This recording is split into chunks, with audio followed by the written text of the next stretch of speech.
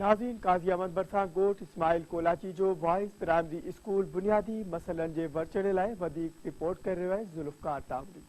नाज़रीन, जीअं त हींअर असां government boys primary school Ismail Kolachi में मौजूदु आहियूं। हिन स्कूल जी के ॾिसंदासीं त स्कूल जी बिल्डिंग जेकी आहे ज़बून हाल आहे ऐं हिते फर्नीचर जी खोट आहे ऐं ॿियो जेके कहिड़ी हिते बुनियादी सहूलियत खां स्कूल महरूम आहे। इन वधीक उस्तादनि ऐं शागिर्दनि खां पुछंदासीं त इन बारे में हुननि जो छा चवणु आहे।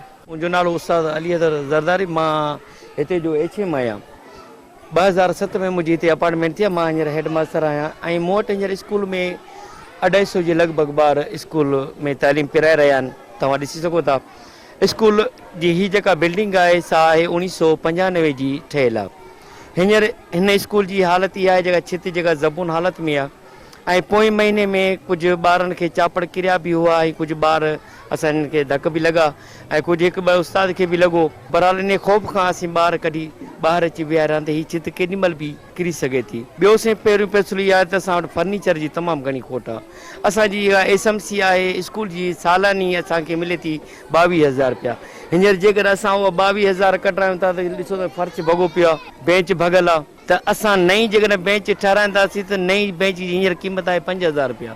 जेकर 5 बेंचूं था ठारायूं त 25,000 रुपया। बाक़ी ॿियो कमु असां किथां करायूं?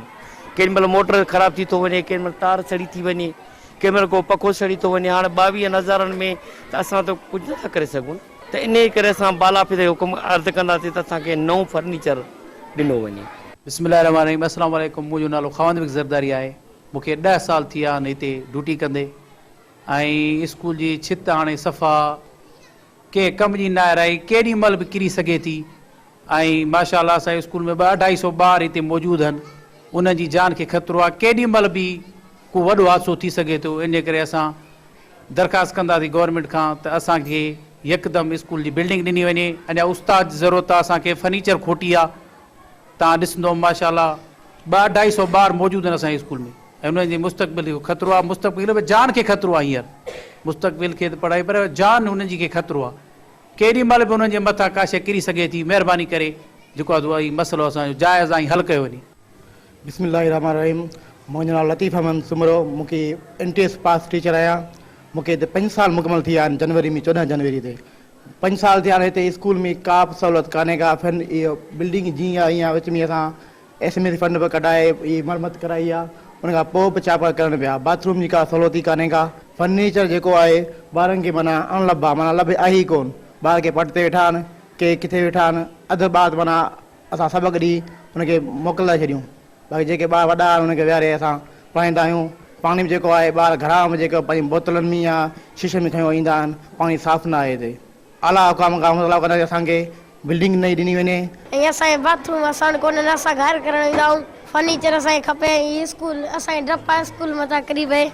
असांखे बिल्डिंग खपे। असांखे पाणी जी सहूलियत न आहे। असां वॾा ॾुथा आहियूं हिते। असां हर पैसा रहंदा वञूं हिते असां कुझु न आहे। तब्दीली अची वई। असां तार ते पेंट शेंट वरिता आहियूं। हाणे छित तिरे थी असांजी। असां छा कयूं? असां छित तिरे थी।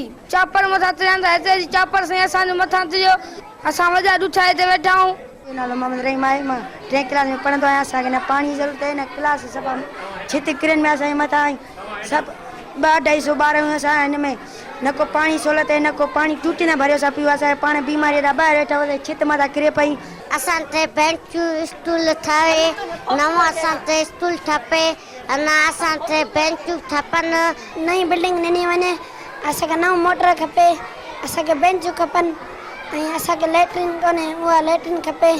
स्कूल ठहाराए नओं असांखे स्कूल खपे। नाज़रीन, जीअं त हिन असां government primary school Ismail Kolachi में मौजूदु हुआसीं जिते उस्तादनि शागिर्दनि जूं तव्हां ॻाल्हियूं ॿुधियूं। हुननि जो मुतालबो आहे त स्कूल जेकी बिल्डिंग आहे उहा ज़बून हालत आहे। बिल्डिंग जा चापड़ किरी रहिया आहिनि ऐं जेको बुनियादी मसइलनि में स्कूल में फर्नीचर जी ऐं बाथरूम जी खोट आहे। हुननि अलाक़ो खां मुतालबो कयो आहे त फिलफोर बिल्डिंग ठाराए नई ॾिनी वञे ऐं जेके स्कूल जा बुनियादी मसइला आहिनि फर्नीचर ऐं बाथरूम जो उहे मसइला हल कया वञनि। कैमरामैन मजीद सियाल सां गॾु ज़ुल्फ़कार अली तामरी, धरती TV न्यूज़, काज़ी अहमद।